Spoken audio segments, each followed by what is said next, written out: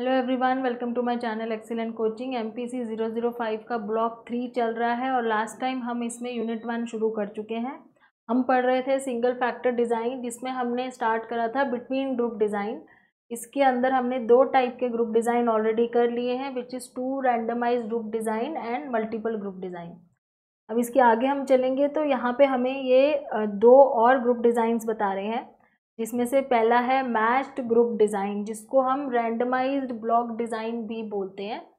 तो match group design का मतलब ये है कि जो हम सब्जेक्ट्स दो ग्रुप में डिवाइड करते हैं, उसको पहले हम एक कॉमन टास्क दे के मैच कर लेते हैं। मतलब कोई सब, जैसे हमारे पास कुछ लोग हैं, उनको हमने दो ग्रुप में डिवाइड करना है या 3 ग्रुप में डिवाइड करना है, जैसे भी हम जितने भी ग्रुप्स बनाना चाहते हैं, चाहे वो 2 ग्रुप हो चाहे वो मल्टीपल ग्रुप हो, उसमें हम ये टेक्निक यूज़ कर सकते हैं रैंडमाइज्ड ब्लॉक डिज़ाइन। मतलब we have to take a common task, उनको पहले कॉमन टास्क का परफॉर्म करने के लिए बोला जाता है। ठीक है, कोई टेस्ट ले लिया जाता है या कोई टास्क दे दिया जाता है जिसपे उनको परफॉर्म करने के लिए बोला जाता है, सारे जितने भी लोग हैं।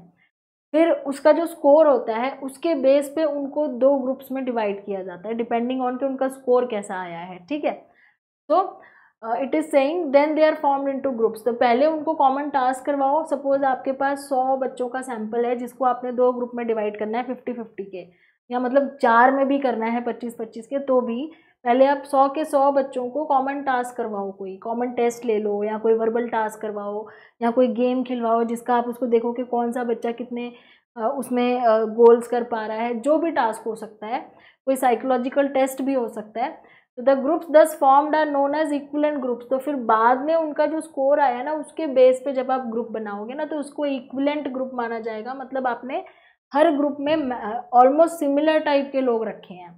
ऐसे नहीं हो रहा कि एक ग्रुप में सारे इंटेलिजेंट चले गए और एक ग्रुप में सारे डम आ गए, तो वो गड़बड़ ना हो, इसीलिए ये टेक्निक यूज करी जाती है मैच ग्रुप। मैच ग्रुप का मतलब है मैचिंग ग्रुप्स हैं। ठीक है, subsequently the different values of the independent variable is introduced to each group and mean scores of the बाद में क्या करते हो आप, बाद में फिर वही अपना जो मैनिपुलेशन और एक्सपेरिमेंट होता है कि दोनों ग्रुप्स को आपने एक एक्सपेरिमेंटल ग्रुप में या कंट्रोल ग्रुप में डिवाइड कर दिया, और बाद में आपका जो होता है मैनिपुलेशन किया और जो स्कोर, जो भी प्रोसीजर आप करते हो। ठीक है, the matching variable is usually different from the variable under study but in general related to it। तो जो मैचिंग वेरिएबल होता है, मतलब जिसके बेस पे हम दो ग्रुप बनाते हैं, जिस वेरिएबल के बेस पे हम दो ग्रुप बनाते हैं, वो यूजुअली आपके जो स्टडी वेरिएबल होता है उससे अलग होता है। ओके, तो two groups are not necessarily of the same size. ये साइज लिखा हुआ है, तो कह रहे हैं कि ये दो ग्रुप जरूरी नहीं है सेम साइज के हो, although there should not be large difference in the number of subject. Size थोड़ा सा कम ज़्यादा हो सकता है, मतलब एक ग्रुप में 10 हैं तो दूसरे में 12 हैं, या एक ग्रुप में अगर आप 50 का बनाना चाहते हो तो एक ग्रुप में 48 हो सकते हैं, दूसरे में आपके 52 हो सकते हैं। तो थोड़ा बहुत कम ज़्यादा चलेगा, पर साइज सेम होता है ज़रूरी नहीं है, क्योंकि आपको यहाँ मैचिंग करनी है कि सिमिलर टाइप के स्कोर्स आ रहे हों उनके, उस तरीके से आपने ग्रुप बनाया है। अब इस केस का एक कॉमन एग्जाम्पल ये दे सकते हैं कि मान लो 100 बच्चों का ग्रुप है और आपने उनका इंटेलिजेंस टेस्ट लिया है। आप उनको इंटेलिजेंस टेस्ट के बेस पे दो ग्रुप में डिवाइड करोगे कि जिस जिस बच्चे का स्कोर जो है वो 100 आया है, वो सारे एक्सपेरिमेंटल ग्रुप में जाएंगे, और जिनका 100 से कम या ज़्यादा आया है वो सारे कंट्रोल ग्रुप में जाएंगे। तो अब उसमें क्या हुआ, रैंडमली वो सारे बच्चे चले गए जिनका स्कोर 100 आया था, वो सारे एक ग्रुप में चले गए जो आपका एक्सपेरिमेंटल ग्रुप है। तो ये एक तरीका है करने का।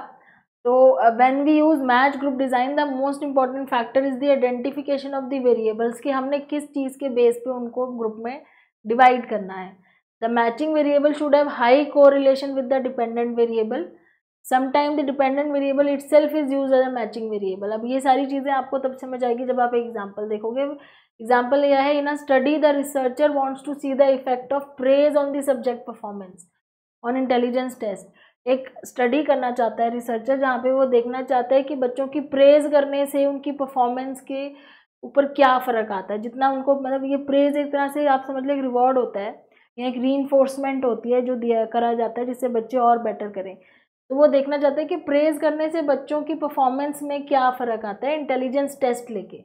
ठीक है, we have two groups, one group is praised for his performance on the test and urged to try better. इसको तो एक ग्रुप तो एक्सपेरिमेंटल ग्रुप है जिसको बहुत प्रेज किया जा रहा है, और उसको एनकरेज किया जा रहा है कि आप अच्छा कर रहे हो, और अच्छा करो, और बेटर करो, ठीक है।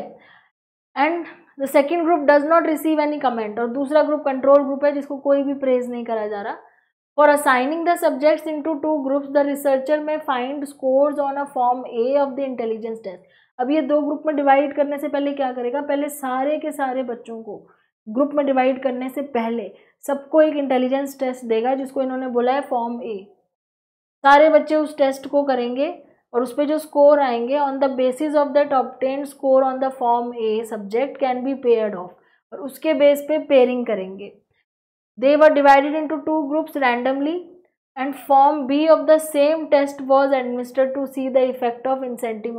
अब क्या किया, पहले तो वो जो फॉर्म ए भरवाया था उसके जो स्कोर आए हैं उसके बेस पे दोनों ग्रुप्स बनाए, ठीक है। सपोज ने बोला कि जिन बच्चों के 100 स्कोर या 100 से ज़्यादा आएंगे वो सारे मेरे एक्सपेरिमेंटल ग्रुप में जाएंगे, और अगर 100 से कम आते हैं तो वो सारे कंट्रोल ग्रुप में जाएंगे। ऐसे करके 2 ग्रुप बना दिए। तो पहला जो टेस्ट था वो सबके लिए कॉमन था, उसके स्कोर आए, उसके बेस पे उन्होंने 2 ग्रुप बना दिए। दूसरा तरीका ये भी हो सकता है कि जैसे आपके पहले जो फॉर्म ए का टेस्ट लिया था उसके स्कोर आए बच्चों के, तो जिन 2 बच्चों के स्कोर सेम है उन दोनों को 2 ग्रुप में भेज दिया। तो जैसे किसी बच्चे के 80 स्कोर 80 है, 2 बच्चे हैं ऐसे, तो एक बच्चा इधर जाएगा इस ग्रुप में, दूसरा बच्चा इधर जाएगा, मैच हो गया, मैचिंग पेयर हो गए।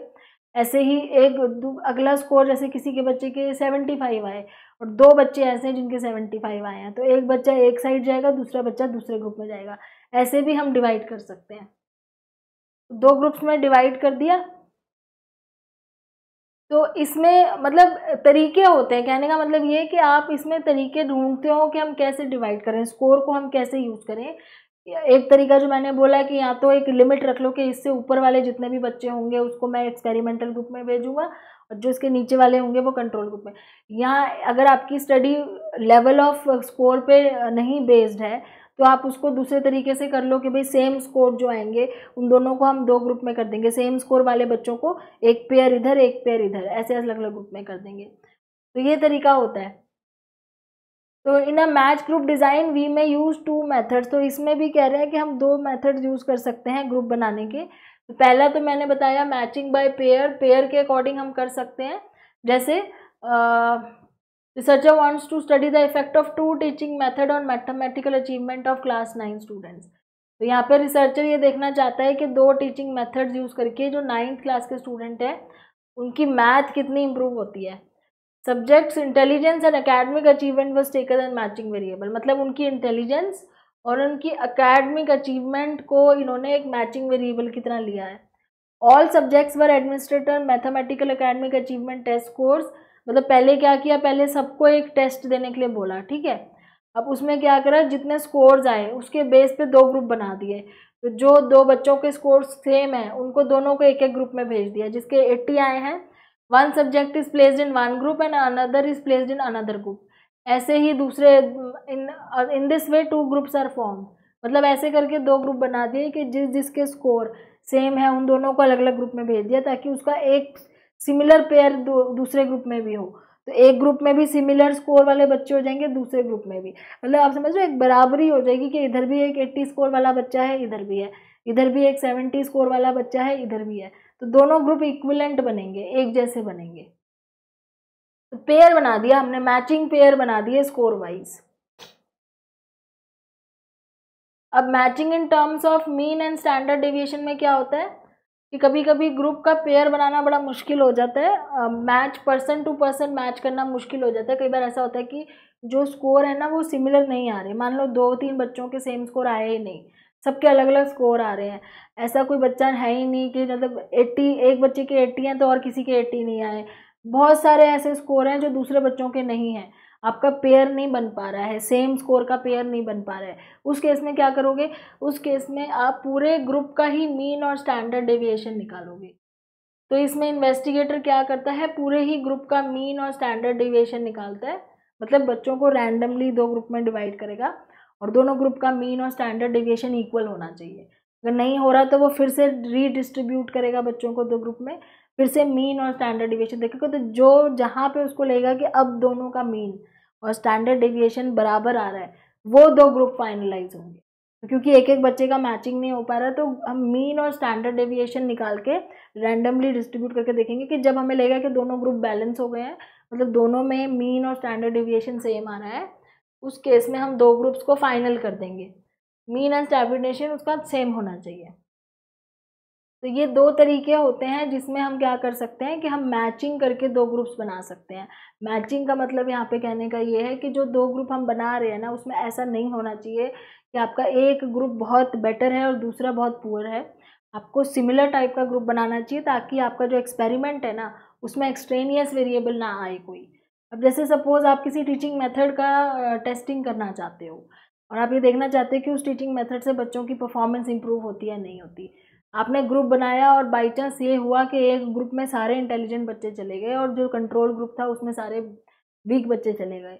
आपका जो रिजल्ट आएगा, आपने टीचिंग मेथड से उनको पढ़ाया एक्सपेरिमेंटल ग्रुप को और आपने उनका टेस्ट लिया, स्कोर बहुत अच्छा आया। वो क्यों आया? क्योंकि बच्चे ही सारे इंटेलिजेंट थे। तो आपकी स्टडी में आपने लिख दिया कि मेरे टेस्ट से बच्चों के जो नया टेक्निक है टीचिंग का, उससे क्या होता है, बच्चों की परफॉर्मेंस और बेटर हो जाती है। पर ये तो वैलिड ही नहीं है आपका रिजल्ट। क्यों वैलिड नहीं है? क्योंकि आपने बच्चे ही सारे इंटेलिजेंट ले लिए थे और कंट्रोल ग्रुप में सारे वीक बच्चे थे। इसलिए ताकि आपके ग्रुप जो है वो ऐसे गलत तरीके से ना बने, इक्वल और इक्वलेंट ग्रुप हो या सिमिलर टाइप के ग्रुप हो, मैचिंग ग्रुप हो, इसके लिए हम ये 2 मेथड यूज़ करते हैं कि या तो हम उसकी पेयरिंग कर दें कि सेम टाइप के बच्चे दोनों ग्रुप्स में हो, या फिर हम ग्रुप का मीन निकाल लें, कुछ बच्चे इस तरफ कुछ बच्चे, और मीन निकाल के देखें कि दोनों का मीन सेम आना चाहिए। नहीं आ रहा तो रीडिस्ट्रीब्यूट करो, कुछ बच्चों को इधर कुछ को इधर, फिर से रीडिस्ट्रीब्यूट करो और मीन सेम आए तब उन 2 ग्रुप्स को कंपेयर करो। तो ये 2 तरीके हैं ग्रुप्स बनाने के। इसके बाद आपके कुछ सेल्फ असेसमेंट क्वेश्चंस हैं और नेक्स्ट वीडियो में अब हम कवर करेंगे विद इन सब्जेक्ट डिज़ाइन। यहाँ तक आपको क्लियर हो गया हो तो please like, share and subscribe and thanks for watching.